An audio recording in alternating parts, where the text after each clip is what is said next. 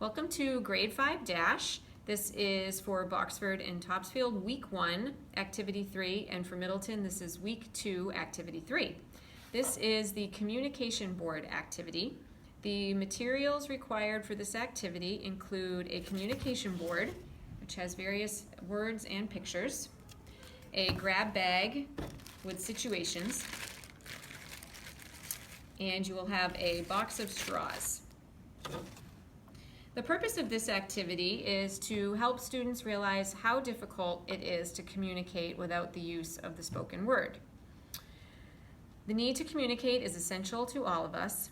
In order to communicate, one person must understand the other. You can read this to the children, or you can paraphrase as you see fit.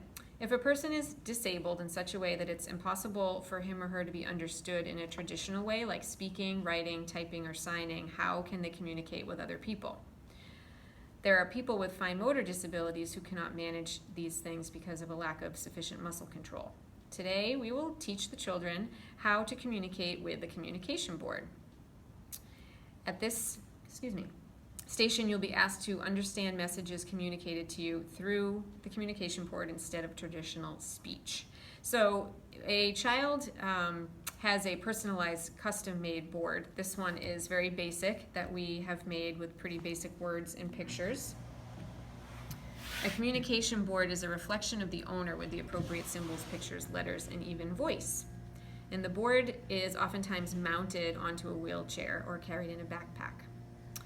As some of you may know, advances in technology have provided a lot of improvements with communication boards. Electronic devices can be powered with a short breath or blink of the eye. Children may be familiar with the story of Christopher Reeves, who is often seen in a wheelchair using his communication board, which he, I believe, uses with the blink of an eye. Unfortunately, as this is the case with most changing technology, these unique devices are very expensive and as a result may not be accessible to everyone who needs them. So a lot of people do still use a traditional communication board.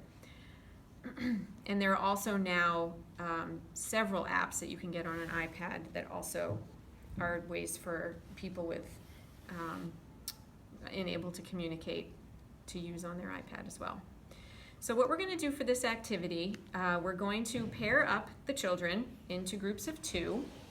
The first student is going to have the communication board, they're going to have a straw, and they're going to choose one card out of the grab bag without showing it to student 2. Student 1 and 2 will be sitting next to each other.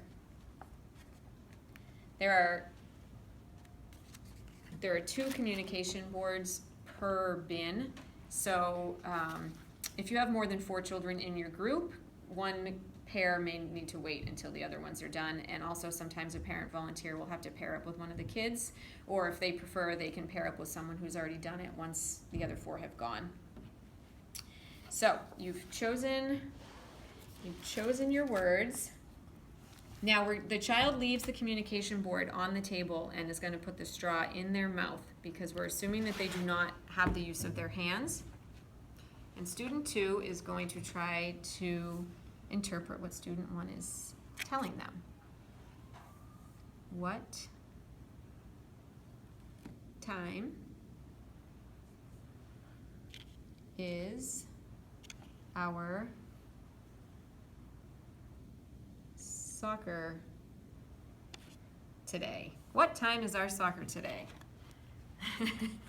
And then the parent volunteer, make sure you dispose of all the straws that have been used so the kids aren't sharing them. And then once that child is gone, they're going to switch. And I'll pick something out of the grab bag.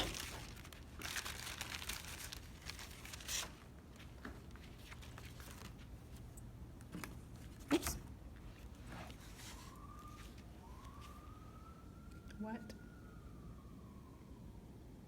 time is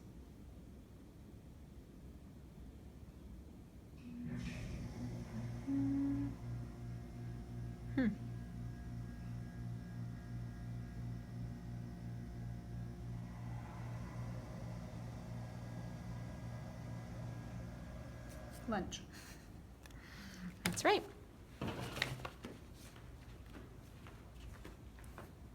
The rest of the group can observe if they're not actively participating. They can watch the other children, but please encourage them not to say, if they see the card, please encourage them not to tell the other children what the card says. When the pair has completed the exercise, they flip, which I've already mentioned, and this sequence will continue until every student has had the opportunity to do both. So once the children are done and both students have had a chance to use the communication board, if you have a few minutes, there are some discussion questions in your curriculum that you can discuss with the kids. Imagine how tiring it would be to tell a whole story using this method. What if you were in a hurry or in urgent need of something? How about the listener? Was it frustrating? Was it hard to sit and wait for the person to find the word or the picture? How did you feel when you could not understand? And were you tempted to finish the statement or avoid communicating with that person? So these are just some of the things that you can talk about. Last year, I think we talked a little bit about, there's a new show on